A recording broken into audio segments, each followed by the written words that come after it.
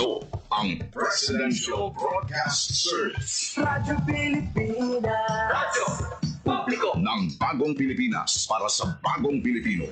Naghahatid ng mahahalagang balita at impormasyon na guugnay ng pamahalaan sa sambayanan. Tulay sa himpapawid ng serbisyo publiko. Radyo Pilipinas. Radyo Publiko. Ang boses ng Pangulo. Sa Iloilo. Radyo Pilipinas. 585 AM. Oras sa Radyo Pilipinas, 1:07 sa hapon. Adlaw-adlaw, Lunes tugtog Biyernes, ang dulong sang mga balita. Hitabo, issue kag concern, may kaangtanan sa katilingban, sa kaayuhan, pati na ang sa ikaayong lawas. Halin sa mga concern sa mga bata, sang mga lamharon, nagadinalaga kag nagasinultiro, mga hamtong, professional man o mamumugon, mga tigulang, kabuhi kag paghimakas sang mga ginikanan para sa ila kabataan. Pag-ulikid sang panwa, pagtingog sang magkasimanwa, para sa ikaayo sang ila kahintangan. Ini ang Balitang Sosyal.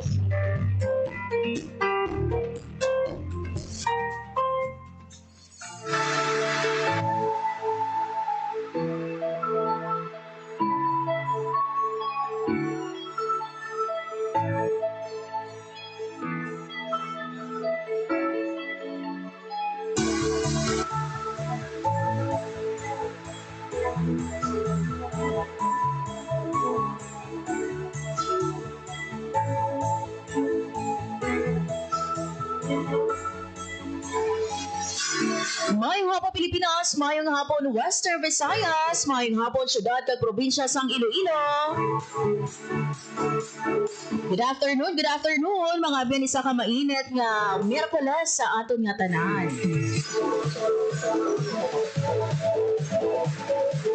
Adlaw kita subong sang Miyerkules, Nobyembre 12 tuig 2025. We are down no sa ikaduhang Miyerkules sa ika-11 nga bulan sang tuig 2025. We are nearing no sa katunga nga adlaw sang Nobyembre to sa San-O lang kita no nag-imbukada sang November, and here we are November 12.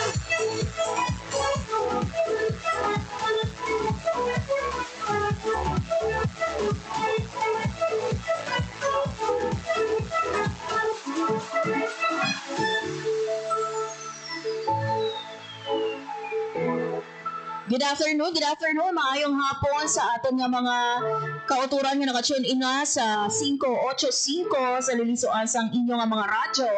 Kag syempre no sa mga nagalataw sa aton nga Facebook Live sa Radyo Pilipinas Iloilo Facebook page.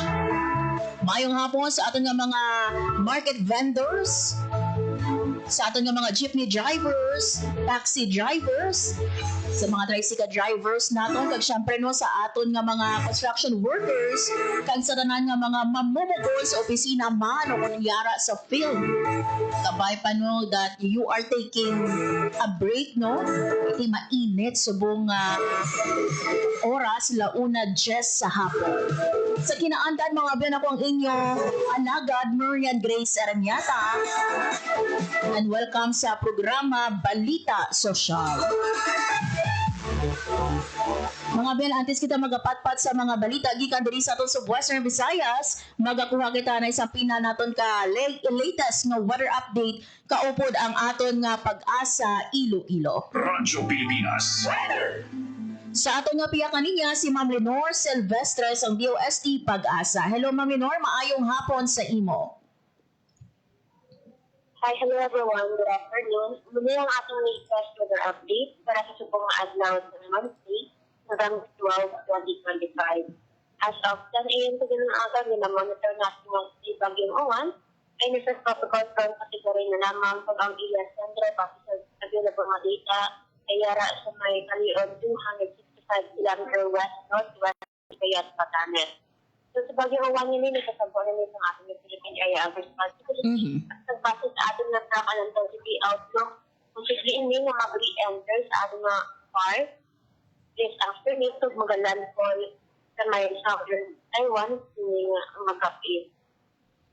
So, diri naman sa Western Visayas, mag-experience siya na sa magalugal-o, kasi magalugal mga kalangatan. So, may mga mas pilihan sa mga isolated na pag-ulan, kung nalating ko of labi na sa hapon kag pag-ihon, tuwan hindi yung mga localized thunderstorms. Mahina ito kung makasirangan naman ng hangin natin na mag-aalin sa direction southwest to west, na magadala sa makanay ito kung makasarang na pagbalod ng ating kasgatan. Forecast temperature natin generally na 25 to 32 degrees Celsius, ang adlaw na pagkakali ng 5:44 a.m. kung magatulog ng 5:23 p.m. Sa hapon. So, muli, haling directly Iloilo Doctor Weather Station. Ako sa Minor Sylvester, Madam Aganya. Salamat. Yes. Ma'am Lenore, balikan ko ang mention ni mo, no? Ining pag-re-enter sang Baguio 1 sa Philippine Area of Responsibility will happen this afternoon o karon sa gabi. Kamagan, ma'am. Ang pag-re-enter sa Philippine Area of Responsibility sa Baguio 1 will happen this afternoon o karon sa gabi, Ma'am Lenore. Mag-enter siya sa mag-re-enter niya sa ating mga ma'am, this afternoon pag mag-landfall sa may Southern Taiwan sa mga gabi.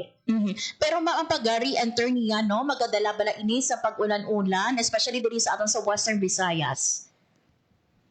Well, sabi naman lang wala sigara sa nga agad sa atin. Kasi diri sa Western Visayas. Aside ma'am sa bagyo no nga uwan, may ara pa bala kita ginabantayan nga any weather disturbances or bagyo no nga ginalauman nga magasulod sa par subo nga semana?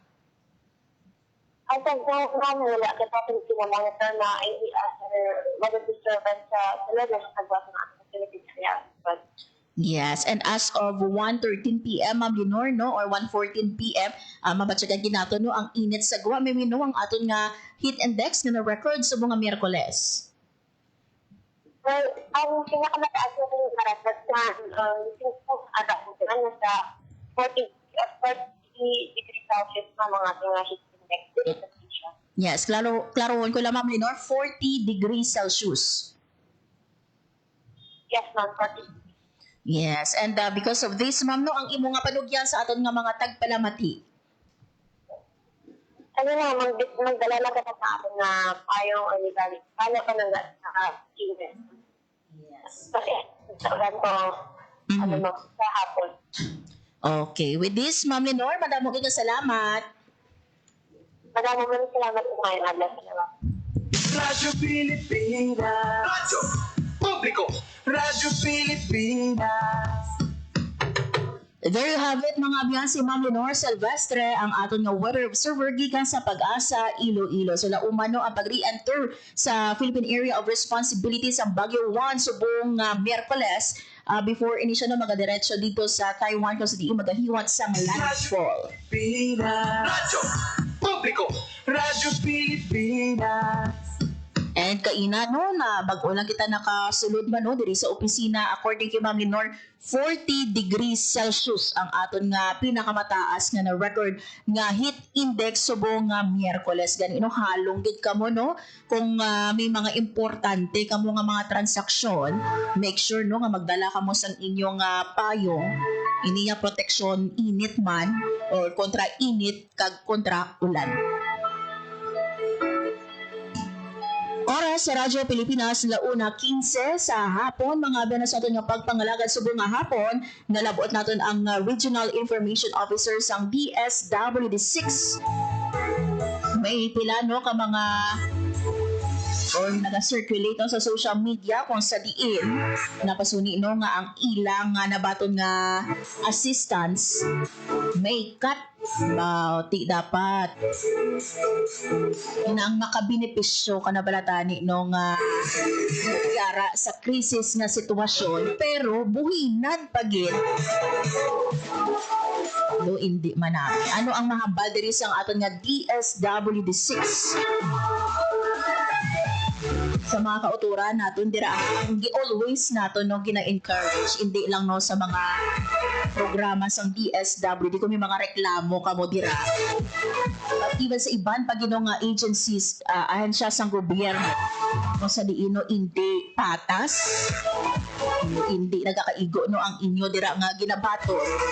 Kung magreklamo, make sure no nga gina-file ini.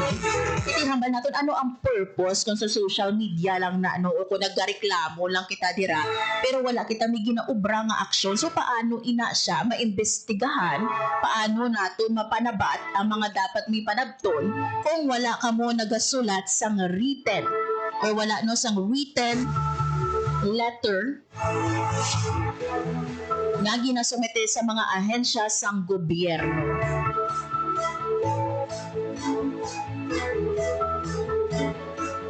Actually, hindi ining first time no nga tiniara sang mga reklamo dira no nga hindi insakto ang kantidad kung ano ang gimpirmahan nila lain ang ila na baton nga amount. Hindi ini first time. And in order no nga ma-stop ang ini nga system, it takes a courage nga magsulat sang written letter. Hindi lang puro verbal o kung na-post sa social media, isulat. Aside mga biyan sa sini nga panugyan sa DSWD, ibaloon taman sila ng assistance nga napalabo sa mga affected families sa Baguio 1. And later on, makaubo nato ng aton nga Regional Information Officer sa Department of Education Region 6, ibaloon naton. Pagkatapos nung naglabay or ang Bagyong Tino, Bagyo 1 diri sa Western Visayas, ibaloon naton pila ka mga pulot klasihan ang nagkalaguba. And ano diri no ang next step sa aton mga Department of Education once nga may matumod no nga may minor nga damage o kung major damage kung totally damage ang isa ka school buildings or isa ka classroom. Ibaloon ta na later on kaupod si Sir Hernani Escolar Jr. ang ating nga tagpamaba sa DepEd Region 6. For the meantime mga biya, magabatong kita sa report 139 ka personnel sa Bureau of Jail Management Penology Region 6. Lakip no kalakip ang 19 ka jail warden sa Western Visayas ginpaidalom sa drug test. Agon mga biyan magadulong sa sining report si Paul Tarosa. Radyo Pilipinas, report. Paul, mayong hapon. Yan mayong hapon gid kag sa tanan naton nga tagpalamati naglabot sa 139 tanan ka personnel sa Bureau of Jail Management and Penology ang ginpaidalom sa drug test. Mismo si BJMP 6 Director Jail Senior Superintendent John Montero ang nagpanguna sa drug test matapos magsumite man sang iyang sample. Ang 139 yun lakipan ini sang 19 tanan ka jail warden sa bugos nga Western Visayas. Bali tanan nga facilities na iniyan sang Bureau of Jail Management and Penology ang ila warden ang nagpadulong pagpakita sang suporta sa campaign sang BJMP nga dapat drug-free ang workplace. Pero before sini, nagpatigayon ini sila sang mankon. Bali, patawag ining mga personnel, kagang ining mga jail warden, kag dito patigayon ang drug test. Bali, ang nag-conduct sini ang Philippine Drug Enforcement Agency. Kiti suno kay Director Montero, mas maayo nga iban nga hensya ang mag-conduct sang drug test to ensure nga wala sang ma-preserve ba lang integrity isang drug test. So sa opisyal, ang pagpatuman sa katungdanan sa mga jail facilities, nagkakadapat lang nga hilway ini sila no sa illegal nga droga. Kag ang drug test kabay isang drug-free workplace nga direktiba sa BJMP National Headquarters. Yes, kumbaga po do surprise ini sa ila kuno abi mankom pero gali after sina may ara sa drug test. Wala mo yan ang BJMP nagkakandak ini sila sang Greyhound operation. Sila mismo sining drug test sa mga preso sa mga persons deprived of liberty kag mas mayugid nga may moral ascendancy sila ngati mapakita sa publiko ngati sa ila nga pagpatuman sang ila katungdanan hilway man sila sa illegal nga droga. Yun, madamo ka salamat Paul. Balita sa BJMP 6 para sa Bagong Pilipinas. Paul Tarosa, Radyo Pilipinas, Radyo Publiko. Radyo Pilipinas. Radyo Publiko. Radyo Pilipinas. And there you have it mga beno, ang report na tuhoy no sa pagpaidalom sa drug test ang 139 ka person no sang BJMP kalakip diri ang 19 ka jail warning sa sakto ina no paano naton ma-make sure no nga ti ang paghiwat sang aton nga BJMP no sang drug test sa aton mandira no nga mga persons deprived of liberty insakto no kung sila mismo nga mga personnel naton ang hindi naton mapaidalo pag hindi naton ma-prove nga ti wala sila yan nagagamit sang illegal nga droga. And manami man inikiti kung ikaw no isa sa mga personal nga gimpaidalom sa drug test kag negatibo ang imo nga resulta mapakita mo nga ti responsable ikaw nga klase ka empleyado sang gobyerno iti isa sa mga trust ang aton man no nga pagkampanya kontra illegal nga droga kag kriminalidad. Oras mga biyan sa Radyo Pilipinas 1:23 PM. This time mga biyan ipabati ko sa inyo ang interview no with Ma'am Feli Ortiz, Feli Ligaste ang aton nga Regional Information Officer sa Department of Social Welfare and Development Field Office 6. Natuloy mga beno sa assistance naging palabot sa mga affected families naton sa Bagyo 1 and at the same time no ining panugyan man sang DSWD 6 sa mga kauturan naton dira no nga nagaka-experience or naka-experience nga katan ang ilang assistance or monetary assistance halin sa ahensya. Pamatian natin mga biyan ang ako nga interview with Ma'am Teres Feli Ligaste, Regional Information Officer sa DSWD 6. Kahigayunan nga mag-on air, no, maghatag siyang information na likan sa DSWD Field Office 6. Maayong adlaw sa aton tanan, sa tanan nga nagapamati.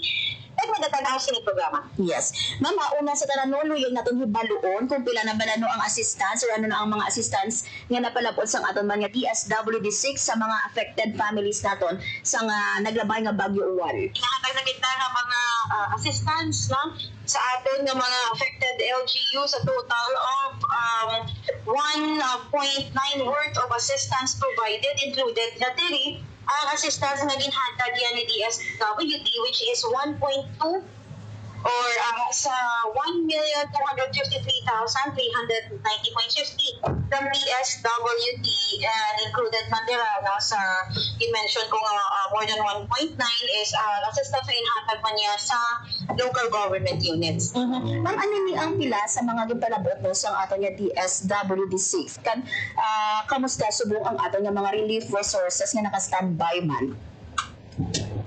Yes, ang aton nga mga assistance provided are in the form of family food packs and ready-to-eat food, no?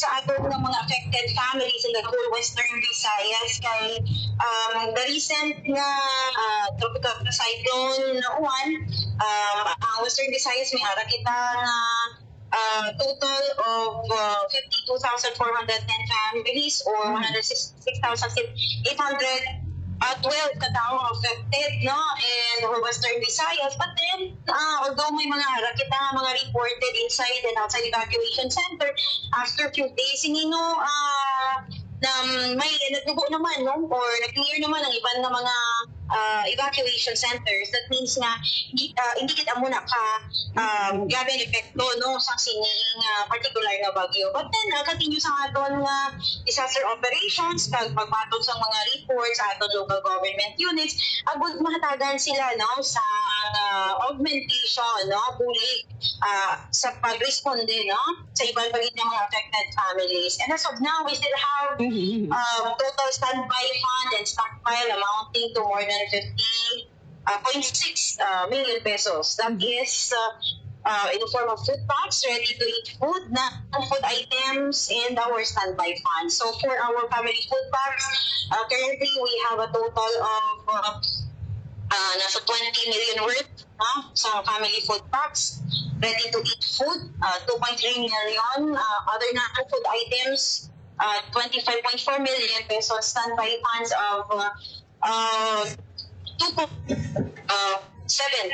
billion pesos. So that's a total of 50.6 million pesos worth of standby fund and stockpile ready to augment to our LGUs, no, in any weather disturbance or any disaster, no, in Western Visayas. Yes. Ma'am, klaro ko lang sa data nato. May ara pa kita nga mga open evacuation centers as of now, ma'am, no? But yes, may mga ara kita gihapon nga mga monitor sa aton nga mga evacuation center, no, kay may ara pagihapon nga mga families nga inside evacuation center. That is as of our latest DROMIC report, no. So may ara gihapon nga 517 families inside evacuation center, and 165 families outside evacuation center nga mga displaced, no, na families. So as of now, we continue to monitor, no, ini nga mga displaced families, no, agud man check ano ilang mga kinahanglanon, and of course to check man sa ilang nga mga area na pagabalikan, no, kung safe naman, and then makapahuli sila na sa ilang mga puluyan. Yes. Ma'am, ang sa atin nga mga preposition sites, so mga may ara kita standard nga how many family food packs, ma'am, ang gina-preposition natin each preposition site naton? Actually, depende ini, no, depende ini sa available na area sa aton nga identified, no, sa aton mga partner LGU, sa aton identified na preposition sites, no, kung pila ang kaya nga i-accommodate, no, sa isa naton nga preposition site, no. Kay as of now, we have actually existing mga around mga 50 mga preposition sites all over Western Visayas, no. Ang iba may ara nga gamay na lang may ara nga dadako pa no, may mga ginaproposition kita sige gihapon ng movement sa aton na family food packs, specifically no, sa aton nga family food packs kay nagpangayo man kita, no, sa augmentation sa aton nga national office or central office.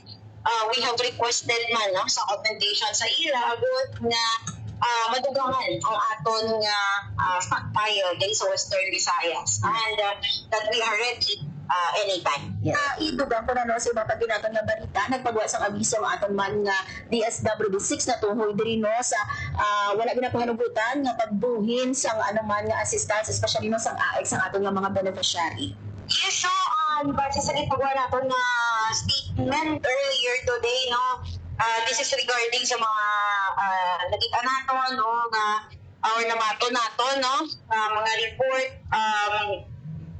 na may ara, no, nga mga nagbuhin sa mga assistance sa individuals in current situation nga naton nga assistance, no, sa aton nga mga kliyente, and ini siya pahanumdum, no, sa aton nga publiko alin sa DSWD Field Office 6 nga ang AX is isa siya kabulig na para sa kwalipikado nga benepisyaryo naton kag ini pagbuhaon, no, sang iban nga tao, no, bisan kami sa amon nga part sa DSWD, no, you can report, no, so gina-inform natin ang public nga kung may amo sini nga matabo, please inform our staff, no, i-record ang reklamo, kag dayon nga i-refer, no, kay aton nga staff, no, pahimugit naton nga i-report ini ang ilang mga complaint, and then i-refer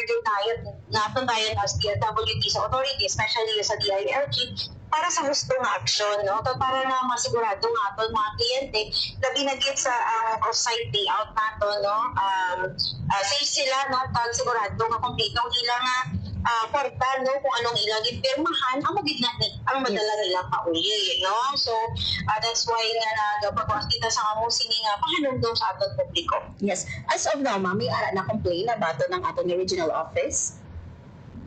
So far, no, wala mo gid sa formal complaint, no. We are coordinating with our staff man sa field na to encourage man sa public if may ara sila na complaint, masulat gid, no, or may ara kita nga intake form sa or grievance intake form, put nga may ara kita sa reference, no, especially for investigation kay we can help give, no, we can help them na ma-refer ini no, to the right authority kag maimbestigaran no kung matagan din sa action. But so far subong we still coordinate with our staff, especially on the field no, kung may araw sa ilang nga nakabato ng sang formal complaints or may nag-istorya sa ila or may nagkapal sa ila agud nga ma-refer kit naton no, mabuligan naton ining aton nga mga kliyente, ang aton nga mga beneficiaries na maimbestigaran ini kay ini dapat no. Again no, ang kwarta nga nakabaton halin sa AX para gid iniya no sa aton nga kwalipikado nga beneficiaryo kag hindi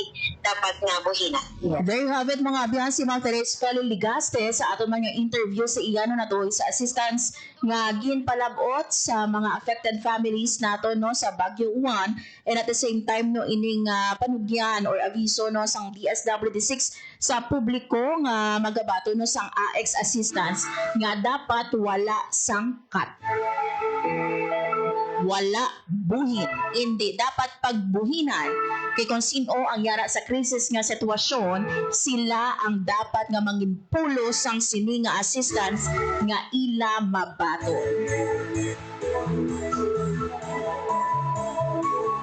Limanda yan nag-take advantage sa mga beneficiaryo naton. Imagine mga bina, ang beneficiaryo naton nga makabaton sang AX dapat yara sa krisis nga sitwasyon. Di kung buhinan mo pagid ni ang ilang nga kwarta, paano ini sila maka-move forward? Paano ini sila makabangon sa krisis nga sitwasyon kung ang nabilin sang kwarta nga ila mabato wala gani halos katunga. Huya-huya man. Why kaya nahuya nga manginpulos ka sa kwarta sang beneficiaryo nga hindi man ikaw ang yara sa krisis nga sitwasyon? Kung yara ka man sa krisis nga sitwasyon, why ka nahuya? Ipatong mo pagid sa mga kaangay nimo dira nga beneficiaryo ang imo nga problema. So sa ato no nga mga kauturan dira kung may mga reklamo magpabalo. Hindi lang nga magreklamo kita no verbally or mag-post kita, okay man ina no nga ma-post kita dira sa social media. Kiti gusto ninyo ipabot siya. Kag manami man ini kiti mas madasig no ang aksyon. Pero ang ginapangayo no sang DSWD6, write a formal complaint letter para nga ma-aksyon natin. As of now, wala pa kuno minabato ng ato nga DSWD6.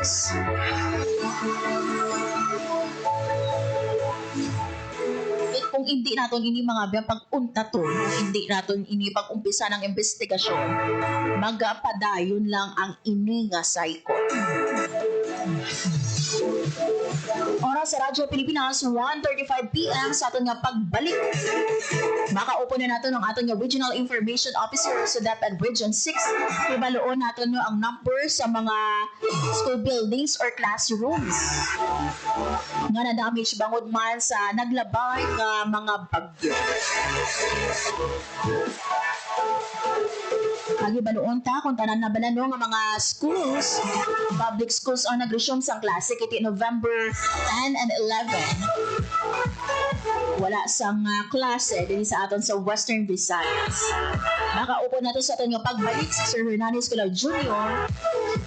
sang DepEd Region 6. Mga be, magabalik ang programa Balita Sosyal. Itinuloy na po natin ang zero balance billing. Libre po. Ibig sabihin, ang serbisyo sa basic accommodation sa ating mga DOH na ospital, wala nang babayaran ang pasyente. Po, ang dami pong challenge, hindi po namin alam kung saan namin kukunin, ganon, nag-iisip kung paano namin mababayaran. Siyempre po, masayang masaya, super saya po dahil na zero billing po kami. Opo, malaking ano po talaga, malaking tulong po. Mabilis lang din po. Bayad na ang bill ninyo. Uulitin ko, wala nang kailangan bayaran ng pasyente basta sa DOH Hospital dahil bayad na po ang bill ninyo. Naiyak ako kasi sobrang saya. Maraming salamat po. Mr. President Bongbong Marcos Jr. Hindi kami nagkamali ng taong hinalal. Magandang araw, si Dingdong Dantes po ito. Binahaba ang bahay mo. May simple checklist ako para sa'yo. Una, check your outlets. Tingnan kung walang cable na basa o nakababad sa baha bago buksan ang main switch. Pangalawa, check your surroundings. I-check kung may mga naipong tubig sa mga paso o gulong o iba pang maaaring bahaya ng lamok para maiwasan naman ang pagkalat ng dengue. And last, but definitely not the least, i-check ang sarili at ang pamilya. Kumonsulta sa health center o sa inyong doktor kung may nararamdamang sakit. Check, check, check! Ingat always, mga kababayan. Hashtag panatag ang may alam. Maging panatag, Pilipinas. Time to celebrate kulturang Pinoy. Tradisyon, musika, sining, literatura, at iba pa. Anything and everything fun and Filipino. Ito ang Pinoy Kultura. Kung musikahan lang ang pag-uusapan, halina't kilalanin natin si Ryan. He is one of 4 children of Alberto Austria Cayabyab and Celerina Benzon Pujante, an opera singer and professor. Hilig talaga niya ang musika. Nagtutulakan sa atinidang aking napagdaan. Sa katunayan, he was 4 years old when he took up piano lessons. Bachelor of Science in Business Administration is what he initially took until he was presented with a scholarship and hold learning in music.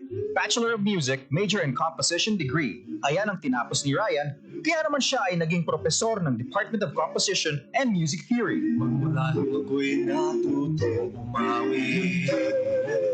Mapagbiro talaga ang tadhana. Sa dami ng kanyang achievements, Mr. C and his family was about to take their chances abroad nang siya ay nabigyan ng pwesto bilang Executive and Artistic Director ng Foundation for the Performing Arts sa Pilipinas ng isang malaking korporasyon.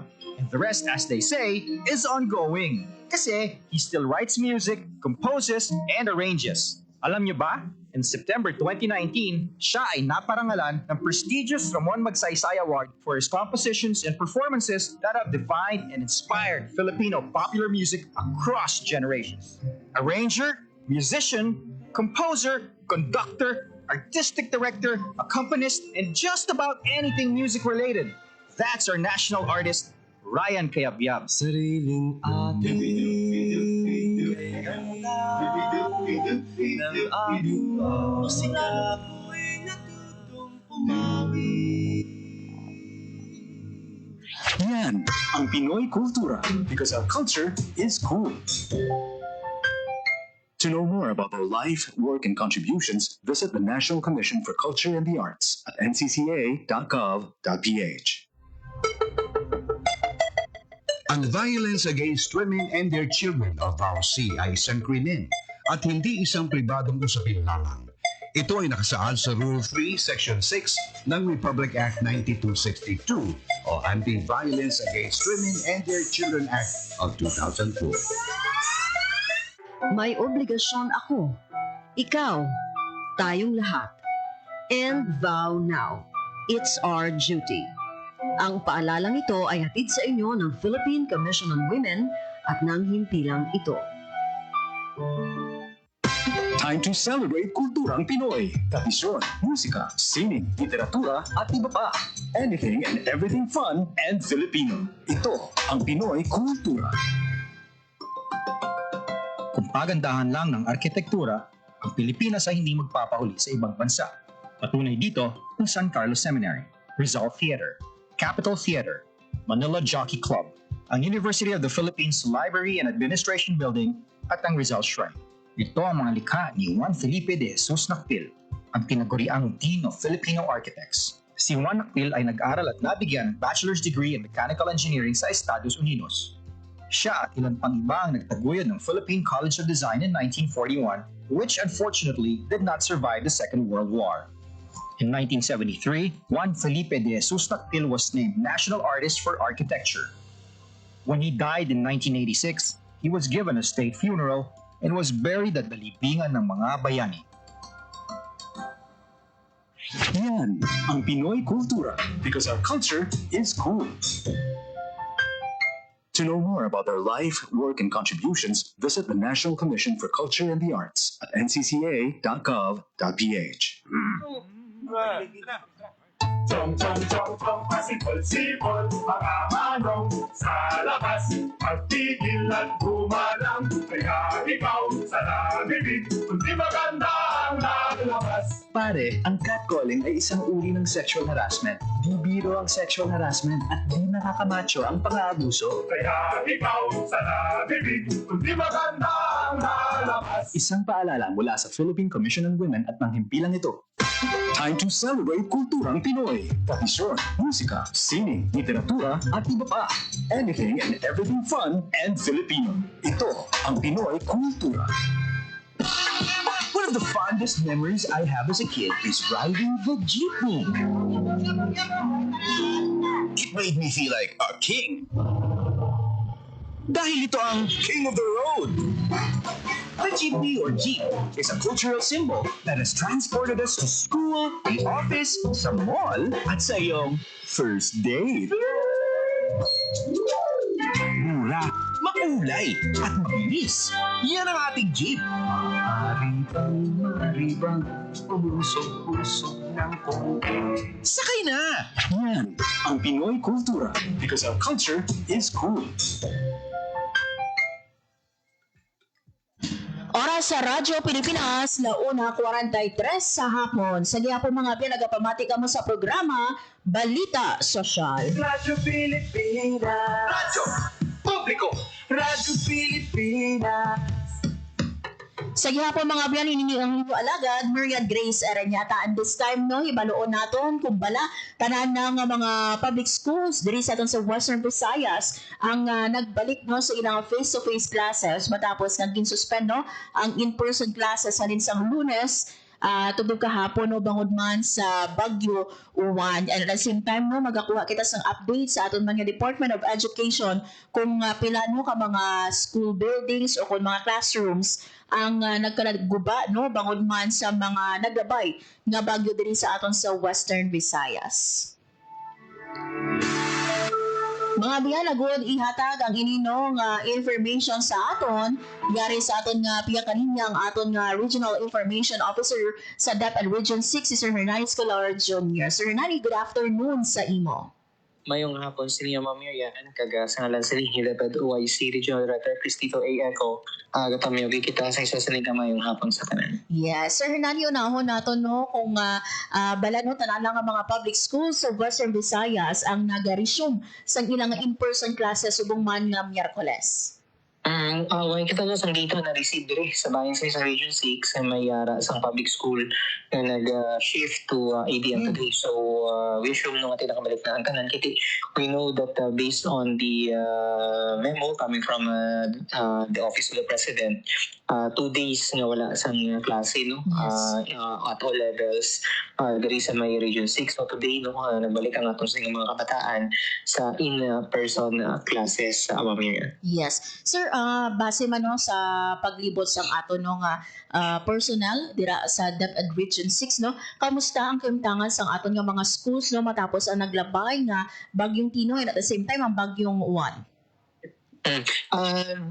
After sa paglabay sa duha sinika bagyo diri sa aton, we have recorded yan dito sa time na nagagi si bagyo Tino no diri sa aton. Dara kita namin na recorded sila nga mga damage sa aton sila nga mga classrooms. We are still waiting for the data for U1. Wala pa kita no may na-receive nga data from our DRRM, but nevertheless sa tinaligdan sila nga bagyo Tino naglabay diri sa aton, meron kita data no on minor, major and totally damaged classrooms. Take note lang no Ma'am that this data is as of November 7, 12 noon. And subuman subject pa siya sa vetting no sa atong sila nga DRRM kag engineers sa bayan sa atong sila mga division offices. So for the entire Region 6, may nakita sa 196 ka mga classrooms with minor damages. Mayroon makita sa 41 classrooms na may major damage kag 49 classrooms no ang totally damaged. Magsiling kita nga totally initial data no ining major minor kag totally damaged. Based ini siya sa assessment no sa atong siling nga mga school heads. So that's why nga nag-undergo pa na siya sang vetting. Kiti, we have to verify din kung totally damaged man bala ang sining structure naton. Kiti, subjective na siya from time to time, but kung ng mga engineer na nato na mag-check, we have this we have this criteria na dapat sundo before kita mag-declare sang isa sa classroom nga may totally damaged. Kiti, kung totally damaged ang classroom, meaning hindi na siya magamit sa atong sining mga kabataan. But for major damage, nag-cost din siya sa more or less 500,000 per classrooms. Kaga nag-admin siya na dapat i-repair na to semester with the minor damages na nag-cost lang more or less 49,000 and below.